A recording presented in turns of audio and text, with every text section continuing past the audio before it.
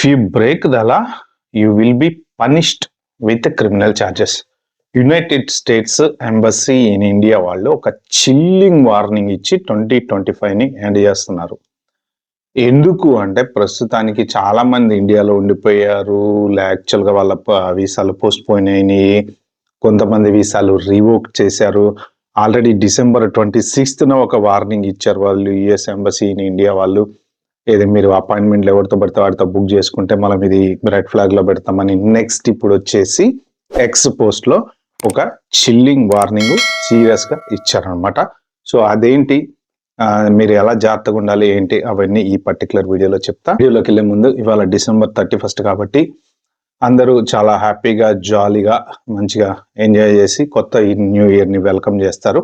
But I don't see any difference. EMI లాగవు, తర్వాత school fee లాగవు, తర్వాత ఇవాళ ఎలా ఉందో రేపు కూడా అలానే ఉంటుంది. ఒక చిన్న డిఫరెన్స్ ఏంటంటే కాస్త హ్యాపీగా ఎగ్జైట్మెంట్లో ఎంజాయ్మెంట్ సెలబ్రేషన్స్ అనేవి చేసుకుంటూ ఉంటారు. బట్ హవెవర్ మీరు మితిమీరినటువంటి సెలబ్రేషన్స్ చేసుకోకండి, జాగ్రత్తగా ఉండండి. మెయిన్ స్టేట్ డిపార్ట్మెంట్కి ఎక్కువ ట్యాక్స్ కట్టేటువంటి రోజు ఇవాళ. ఏంటి అంటే వైన్ షాపులు చాలా బిజీగా ఉంటాయి. ఎవరైనా సరే డ్రింక్ చేయడం అనేది తప్పు. మెయిన్ మద్యం సేవించడం ఆరోగ్యానికి హానికరం అనేసి వీలైనంత వరకు దూరంగా ఉండడానికి ప్రయత్నం చేయండి. కానీ ఎవరైనా సరే ఒకవేళ మీరు కనుక మద్యం సేవించి ఉన్నట్లుంటే మాత్రం డ్రింక్ అండ్ డ్రైవ్ మాత్రం దయచేసి చేయకండి. దానివల్ల మీ ప్రాణానికి ఎంత ప్రమాదమో వేరే వాళ్ళ ప్రాణానికి కూడా అంతే ప్రమాదము. ఓవర్ కాన్ఫిడెన్స్ అనేది అస్సలొద్దు. ఎందుకంటే 2 పెగ్గులు వేసిన తర్వాత పెరిగేటువంటి ఓవర్ కాన్ఫిడెన్స్ ఏ పనైనా చేపిస్తుంది. కాబట్టి ట్యాక్సీలో వెళ్ళండి, ఊబర్లో వెళ్ళండి, లేకపోతే ఎవరు ర్యాపిడోలు, ఇండియాలో అయితే ర్యాపిడోలో వెళ్ళండి. యుఎస్ యూకేలో ఫారెన్లో ఉన్న వాళ్ళు ఎవరైనా నా వీడియో చూస్తుంటే మాత్రం ఎట్టి పరిస్థితుల్లోనూ మీరు లిమిట్కి మించి డ్రింక్ చేయకండి. చేసిన తర్వాత డ్రైవ్ చేయకండి. మీ లైఫ్ని, పక్కోడి లైఫ్ని రిస్క్లో పెట్టకండి. సో హ్యాపీగా నెక్స్ట్ ఇయర్ మీ కోరికలు ఏమైనా ఉంటే అన్ని తీరాలని చెప్పేసి మనం ఆ భగవంతుని ప్రార్థించుకుంటా యోగ్ స్టాక్ యోగన్ తరఫున మీ అందరికీ wish you a very very very best happy new year. Okay, ఇంకా మనం టాపిక్లోకి వెళ్దాం. యుఎస్ ఎంబసీ ఇన్ ఇండియా వాళ్ళు కొత్త వార్నింగ్ అయితే ఇచ్చారు నిన్న. అదేంటంటే మీరు ఎవరైనా సరే క్రిమినల్ రిలేటెడ్ యాక్టివిటీస్లో ఇన్వాల్వ్ అవుతే ఖచ్చితంగా మేము సీరియస్ యాక్షన్స్ తీసుకుంటాము. కాబట్టి మీరు ఎవరైనా సరే జాగ్రత్తగా ఉండండి. యునైటెడ్ స్టేట్స్ గవర్నమెంట్ని తక్కువ అంచనా వేయకండి. ఈ పర్టికులర్ మూమెంట్లో వాళ్ళు ఎందుకు ఇచ్చారు ఈ వార్నింగ్ అంటే, ఇప్పుడు చాలా మంది H1B వీసాల కోసం, H4 వీసా ఇంటర్వ్యూల కోసం ఇండియా వెళ్ళారు, స్టక్ అయిపోయారు. సో వాళ్ళ ఇంటర్వ్యూలు పోస్ట్పోన్, కొంతమంది 6 months 7 months 8 months పోస్ట్పోన్ అయిపోయినాయి. ఈ గవర్నమెంట్ మీద ప్రెషర్ తీసుకొస్తున్నారు, ఇండియన్ గవర్నమెంట్ మీద. ఇండియన్ గవర్నమెంట్ యుఎస్ గవర్నమెంట్తో టచ్లో ఉంది. సో మెయిన్ ఏంటంటే ఇప్పుడు వీసా రివోక్ అయిన వాళ్ళలో చాలా మంది DUIలు, DWIలు, తర్వాత క్రైమ్ రిలేటెడ్ ఇష్యూస్, డొమెస్టిక్ అబ్యూజ్లు, లేకపోతే ఇంకోటి రకరకాలుగా ఎవరెవరైతే బయోమెట్రిక్స్ అనేది పోలీస్ స్టేషన్లో ఎప్పుడైనా ఏదో ఒక సిచ్యువేషన్లో ఇచ్చుంటారో వాళ్ళందరికీ కూడా. సో రిగార్డ్లెస్ ఆఫ్ మీకు ఎప్పుడూ 10 సంవత్సరాల క్రితం DUI ఉంది, మీ తర్వాత ఇండియా వెళ్ళారు, వచ్చారు చాలాసార్లు. ఇప్పుడు 2012, 2010, 2011లో ఉన్న DUI వాళ్ళకు కూడా వీసా రివోకేషన్స్ అవుతున్నాయి. యుఎస్లో ఉంటే ఓకే, కొంతసేఫ్ మీరు. ఇండియాలో ఉంటే మాత్రం స్టాంపింగ్ చేయించుకుని వెళ్ళాలి. నిన్న మన వీడియో కూడా ఒక వ్యూయర్ పెట్టాను, నేను ఇండియా వచ్చాను, నా వీసా రివోక్ అయిందని చెప్పేసి. సో అలాంటి సిచ్యువేషన్స్లో ఇక్కడ వీళ్ళు మెన్షన్ చేసింది ఏంటి అంటే, ఒకసారి ఈ ఎక్స్పోస్ట్ చదువుదాం మనం. If you break US law, you will be punished with significant criminal penalties. The Trump administration is committed to ending illegal immigration to the United states and protecting our nation border and hour citizens. ఇందులో 3-4 రకాల అర్థాలు ఉన్నాయి. ఒకటి ఏంటి అంటే criminal activities ఎవరైనా చేస్తే. రీసెంట్గా చూసుకోండి మీరు, ఇండియన్స్ ఎన్ని న్యూస్లు అంటే పొద్దున్న లేస్తే కనీసం 4 వస్తాయి. మొన్న ఒక హోటల్లో వాళ్ళు ప్రాస్టిట్యూషన్ చేస్తున్నారని చెప్పి జైలు వేశారు. తెలుగు పిల్లలు అండర్ కవర్ మన ఆపరేషన్లో మైనర్ అమ్మాయిలకి మెసేజ్లు పెడతా దొరికారు, వాళ్ళని జైలు వేశారు. అలాంటివి రోజుకు కొల్లలు జరుగుతున్నాయి. మన తెలుగు వాళ్ళు చాలా మంది దొరుకుతున్నారు. హెల్త్ డిపార్ట్మెంట్లో పనిచేస్తున్నటువంటి సాఫ్ట్వేర్ ప్రొఫెషనల్ ఈ అమ్మాయిల కోసం వేసిన వాళ్ళ దాంట్లో చిక్కుకుని అరెస్ట్ అయ్యాడు. ఇలాంటివి జరుగుతున్నాయి. అమ్మాయిలు షాప్ లిఫ్టింగ్లలో ఇన్వాల్వ్ అవుతున్నారు. చాలా మంది ఇండియన్స్ రీసెంట్గా, అంటే వేరే దేశం వాళ్ళు చేయరా అంటే వాళ్ళ దేశం వాళ్ళే వాళ్ళు మాట్లాడుకుంటారు, మన దేశం వాళ్ళే మనం మాట్లాడుకోవాలి. మనం ఎందుకు ఒక దేశం వెళ్ళాం కాబట్టి పద్ధతిగా జాగ్రత్తగా ఉండాలి. చదువుకునే వాళ్ళు చదువుకోవాలి, జాబ్ చేసుకునే వాళ్ళు చేసుకోవాలి. ఇలాంటివి మనకు క్రైమ్ రిలేటెడ్ మంచిది కాదు. ఎందుకంటే దానివల్ల లైఫ్ టెస్ట్ అయిపోతుంది. ఓకే, అలా షాప్ లిఫ్టింగ్లో ఆడపిల్లలు ఇన్వాల్వ్ అవుతున్నారు. ఇంకా కొన్ని హనీ ట్రాప్లని అవ్వని ఇవ్వని అమెరికాలో సెటిల్ అవ్వటం కోసం రకరకాల విన్యాసాలు చేస్తున్నారు. ఎట్లా చేసైనా సరే అమెరికాలో ఉండిపోవాలి. కొంతమంది అయితే పెళ్లిళ్ళు కూడా పోస్ట్ పోన్ చేసేసుకుంటున్నారు. ఎందుకంటే వీసా ఇప్పుడు ఇండియా వస్తే మనకి మళ్ళా వెనక్కి రావటం కుదరదో అని. అసలు నిజంగా వీళ్ళకి జాబులు ఉన్నాయో లేదో అవతల పక్క అమ్మాయి తరఫు వాళ్ళకి తెలియదు. సో అలాంటి సిచ్యువేషన్లు కూడా చాలా ఉన్నాయి.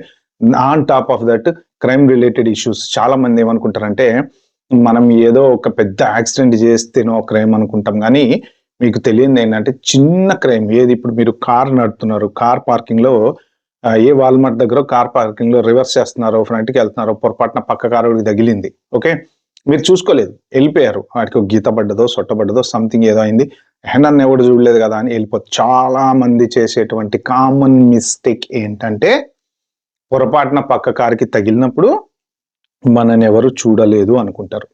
ఓకే, ఇళ్ళ దగ్గర కూడా మీరు ఇంటి దగ్గర పార్కింగ్లు చేస్తూ ఉంటారు కదా, అటు పక్క ఇంటోటి కారు ఇటు పక్క ఇంటోటి కారు పొరపాటున తగిలింది అనుకోండి, టక్కన బయటకు వచ్చి చూసి నన్ను ఎవడు చూడలేదు కదా అనేసి వెళ్ళిపోతూ ఉంటారు అనమాట.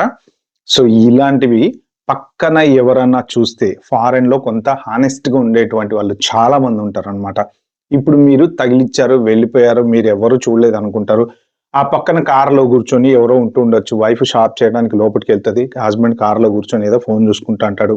అవతల పక్క డ్రైవింగ్ సీట్ లో ఉంటాడు. మీరు నోటీస్ చేయరు ఆయన ఉన్నది, కానీ ఆయన చూసి ఉంటాడు. పక్కన ఆయన యువతల కారు వచ్చిన తర్వాత ఆ పర్టికులర్ కార్ నెంబర్ నేను ఫోటో తీసుకున్నా, లేకపోతే ఈ కార్ నెంబర్ గుద్దాడు అంటే వాళ్ళు ఏం చేస్తారంటే హిట్ అండ్ రన్ కేసు అనేది పెడతారనమాట. అది చిన్న ఇదైనా పెద్దదైనా. ఎందుకు అంటే వాళ్ళు ఇన్సూరెన్స్ దగ్గర నుంచి క్లెయిమ్ చేసుకోవాలి. ఇన్సూరెన్స్ దగ్గర నుంచి క్లెయిమ్ చేసుకోవాలంటే ఇన్సూరెన్స్ వాళ్ళకి చెప్పాలి, నా కారు పలానా వాడు తగిలిస్తే సొట్టబడ్డది కాబట్టి నేను వాడి దగ్గర క్లెయిమ్ చేసుకుంటా, వాడు హిట్ అండ్ రన్ చేశాడు అని చెప్పి.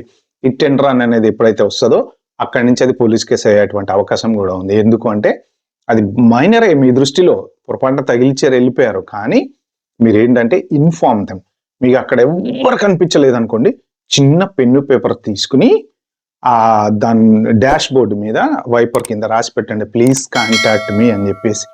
ఎటువంటి సిచ్యువేషన్లో అయినా కానీ, ఎక్కడైనా కానీ, రోడ్ల మీద కానీ ఏ ఇన్సిడెంట్ జరిగినా కారుకి రిలేటెడ్ మీరు వెళ్ళిపోకండి.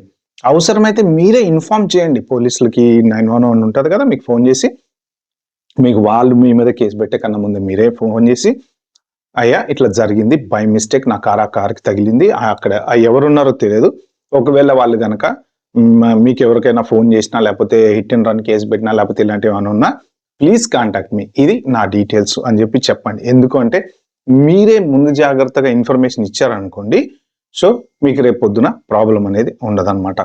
ఇలాంటివి చాలా రేర్గా జరుగుతూ ఉంటాయి. కానీ ఏంటంటే మనం ఏమనుకుంటామంటే ఎవడు చూడలే అని అనుకుంటాం, కానీ ఒక్కొక్కసారి అదే చాలా సీరియస్ ట్రబుల్ అవుతుంది. దాని తర్వాత ఎప్పుడైతే మీ మీద కేసు ఫైల్ అయిందో మళ్ళీ మిమ్మల్ని పోలీస్ స్టేషన్ పిలవడం, ఫింగర్ ప్రింట్స్, మీ ఇన్సూరెన్స్ ఇవ్వడం, అదొకటి. నెక్స్ట్ ఇల్లీగల్ యాక్టివిటీస్ అంటే ఏంటి? చాలా మంది మాకు వీసా ఉంది కదా, మాకు H1 ఉంది కదా, మాకు I-797 ఉంది కదా, లేకపోతే F1 స్టేటస్ ఉంది కదా అందరూ అనుకుంటారు. వీళ్ళు ఎందుకని అలా మెన్షన్ చేశారో తెలుసా? అమెరికాలో ఉండేటువంటి వాళ్ళల్లో మన వాళ్ళు కూడా చాలా మంది వీసా లేకుండా స్టిల్ కంటిన్యూ అక్కడే ఉండేవాళ్ళు మస్తు మంది ఉన్నారు. వైఫ్ అండ్ హస్బెండ్ విడాకులు తీసుకుని వాళ్ళ స్టేటస్ ని మార్చుకోకుండా అలాగే ఉండిపోయిన వాళ్ళు చాలా మంది ఉన్నారు. ఏ స్టేటస్ లేకుండా ఉండిపోయిన వాళ్ళు చాలా మంది ఉన్నారు. వెళ్తే మళ్ళీ వెనక్కి రాలేమో అనే ఉండిపోయిన వాళ్ళు చాలా మంది ఉన్నారు. వీళ్ళంతా ఇల్లీగల్ కిందకే వస్తారు. మీ I-94 ఎక్స్పైరీ అయిపోయినా సరే మీరు లీగల్ స్టే కిందకి రారు. నాకు I-797 ఉంది వ్యాలిడ్ అని అనుకుంటారు, కానీ మీకు రెండు లీగల్గా ఉండాలి. I-797, I-94 రెండు యాక్టివ్లో ఉండాలి. ఓకే, ఇలాగ ఎటువంటి అనాథరైజ్డ్ స్టే మీకు కనుక ఉంటే మీరు ఇల్లీగల్ కిందకే వస్తారనమాట. సో అది వాళ్ళు మెన్షన్ చేసింది.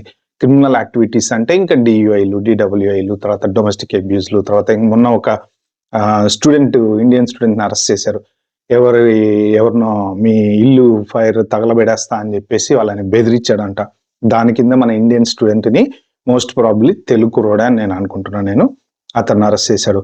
సో ఎన్నో క్రిమినల్ రిలేటెడ్ యాక్టివిటీస్ లో మన వాళ్ళు ఇన్వాల్వ్ అవుతున్నారు. ఇప్పుడు ఏంటంటే చాలా మంది కామెంట్లు పెడతారు, ఇండియాలో ఎందుకు హైలైట్ చేస్తున్నారు, వేరే వాళ్ళు ఎందుకు హైలైట్ చేయట్లేదు, వేరే వాళ్ళు చేయరా అరే వేరే వాడు పోయి బావిలో దూకి చచ్చిపోయాడని చెప్పేసి మనం పోయి బావిలో దూకి చచ్చిపోం కదా. మనం మన జాగ్రత్త మనం చూసుకోవాలి. వేరే వాడి గురించి మాట్లాడడం అనేదే అది కరెక్ట్ కాదు.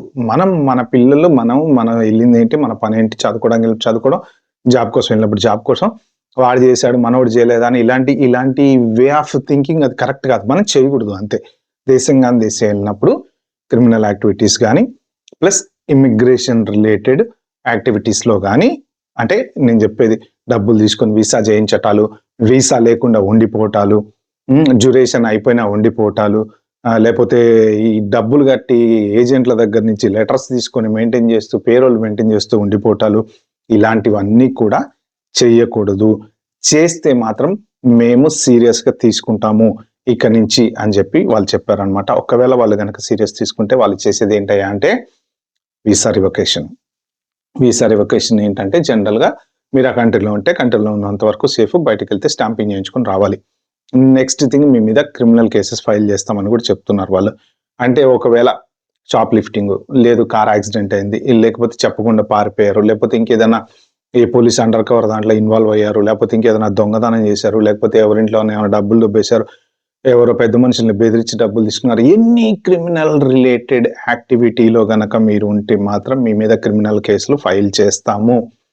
తర్వాత డిపోర్ట్ చేస్తాము. అది గనక డిపోర్టబుల్ ఎఫెన్స్ అయితే మాత్రం డెఫినెట్ గా డిపోర్ట్ చేస్తాము. ఇన్ని రోజులు నడిచింది ఎలా ఉన్నా కానీ ఇప్పుడు నడవదు ఇక నుంచి అని చెప్పేసి సో సింపుల్ గా వార్నింగ్ ఇచ్చి 2025 అయితే వాళ్ళు ఎగ్జిట్ చేశారు. కాబట్టి ఎవరైనా సరే అమెరికాలో ఉండేవాళ్ళు మీరు గనక ఇల్లీగల్ స్టేటస్లలో, అంటే మీ వీసాలు అయిపోయి ఉండి, లేకపోతే డ్యూరేషన్ అయిపోయి ఉండి, ఇవాళ కాకపోతే రేపు కాకపోతే ఎల్లుండైనా ఏదో ఒక చోట మీరైతే ఖచ్చితంగా ఇబ్బంది పడే ఛాన్స్ వస్తుంది. ఎందుకంటే దొంగ పేరోలు ఇప్పుడు రన్ చేశారనుకోండి, మళ్ళీ ఎక్స్టెన్షన్కి వెళ్తారు కదా, వెళ్ళినప్పుడు సైట్ విజిట్ చేసి మీ పాత హిస్టరీ అంతా ఒకసారి చెక్ చేశారనుకోండి, మీ క్లయింట్ ఏంటి, మీ ప్రాజెక్ట్ ఏంటి. చాలా మంది చేసేటువంటి బిగ్గెస్ట్ మిస్టేక్ ఏంటంటే ఇన్ హౌస్ క్లయింట్ అనేది. ఓకే, ఆ కథ ముగిసిపోయింది. ఇప్పుడు అంత ఈజీగా నడిచేటువంటి పరిస్థితులు లేదు అది. ఓకే, కాబట్టి ఎవరైనా సరే పొరపాటున కూడా ఎటువంటి క్రైమ్స్ చేయకండి, ఇమిగ్రేషన్ ఫ్రాడ్స్ చేయకండి. ఉన్నంత వరకు జాగ్రత్తగా ఉండండి. మీకు ఏ ఇబ్బంది లేకుండా హ్యాపీగా రావచ్చు, పోవచ్చు. ఇండియాకి వచ్చే వాళ్ళు ఉన్నారు, వెళ్ళే వాళ్ళు ఉన్నారు. హిస్టరీ క్లీన్గా ఉంటే మనం భయపడాల్సిన అవసరం లేదు. ఏదన్నా ఒక తప్పు చేస్తేనే భయపడాలి. ఓకే ఫ్రెండ్స్, ఇది వీడియోని చేద్దాం అనుకుంది. వీడియో మీకు నచ్చినట్టుంటే ప్లీజ్ అండి like, share, subscribe my channel. Thank you and have a good day. Happy new year. Wait for the next video. Bye.